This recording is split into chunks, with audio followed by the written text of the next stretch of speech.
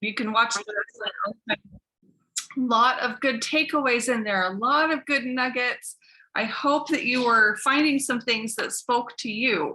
I loved his start of don't major in minor things. So often we're running around busy, and we are doing figuratively the figure 8, like you talked about. We start in the morning, we come back at night. We start in the morning, we come back at night. We're doing the same things over and over and over, and we're feeling busy, but we're not being productive and we're not moving in the direction that we want to move. So make sure that we're setting our goals, that we're setting things on paper, getting them out of our head so it's not clogging our head up, making us feel stressed.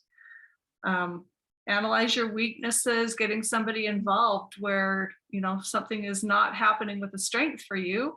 It is a strength for someone else. And that's the beauty of network marketing, is as we bring people to the team, we're literally formatting that team of people with different strengths. I love listening to leaders that come on underneath us that have strengths that complement mine, that are different than what I have, and that we can work together and make the company stronger. But in your own personal life, if you need help with the finances, hire it out. If you need help around the house, hire it out. I wish I had understood this earlier. It would have made my life quite different. As we were heavy building network marketing, there were days that I should have just hired out the chores. I finally got wise and hired a housekeeper because I was just finding that my time was better spent building my business than doing the mundane things. So anything that you can delegate or hire out as you get building, as you're starting, it's not as necessary because you're not as busy. But as you get busy and you're helping your team, you have to start to analyze, is this worth my time, or can somebody else do it and have it be done just as well or better? Even if it's one of your weaknesses, there are people that can do it better. So good tips. Controlling your tech so that you control your hours. If you end up with a runaway leg in this company, he wasn't talking about it specifically this way, but I'm going to tie it back into our company. If you end up with a runaway leg, it can easily monopolize all of your time. So it's really important that you control your tech. It does not control you. It's there to serve you.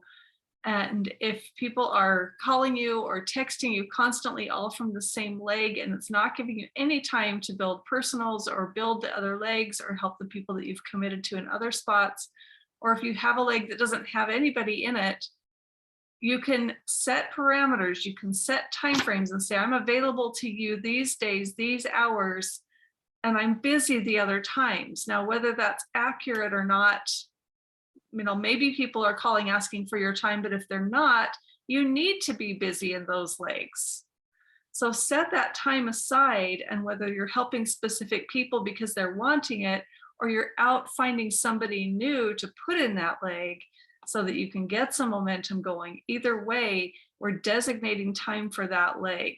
So it's important that you control what's happening in your business as much as you can. And I don't ever tell people, hey, I can't help you because I've got to go sign up a personal. This leg over here is really struggling.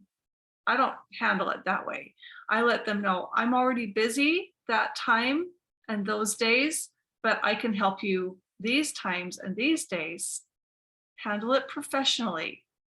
Don't be airing your whole calendar to your downline. Handle it like a business and let them know when you are available.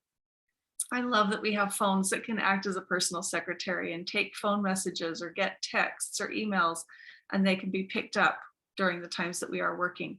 One other thing that I would just switch a little bit for our business, he talks about work at work and play at play. What we do is kind of work and play at the same time. And so I work actives into a lot of different things that I'm doing. But if I'm with my family, if I'm on a vacation or I'm at a restaurant or I'm somewhere where I need to be attentive to my family, I still might pick up a phone number, but I'm going to tell them, look, I'm having dinner with my family. This isn't the time to talk to you about this right now. When can I call you? Would Tuesday at 7 work? And I set up an appointment with them and then I drop it, because I don't want my kids to be constantly feeling like, man, everywhere we go, it's actives. But I'm always on actives. I'm always looking and listening. And so if opportunities arise wherever I'm at, I'm going to be responding. I just might shelve it for another day, but I'm definitely getting their name and their phone number.